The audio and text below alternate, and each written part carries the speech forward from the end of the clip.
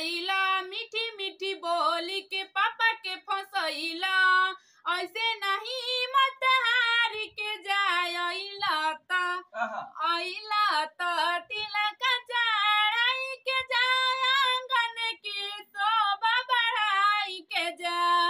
अइला त तिलक चढ़ाई के जा आंगन के शोभा बढ़ाई के जा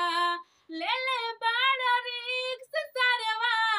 आंगन में आई के टूटल टीवी फूटल फ्रिजवा चढ़ाई के बर्तन चढ़ावल त अच्छा चढ़ावल सिकड़ी पहनावल त पीतल के पहनावल ऐसे न तू शरमाई के जाय अइला त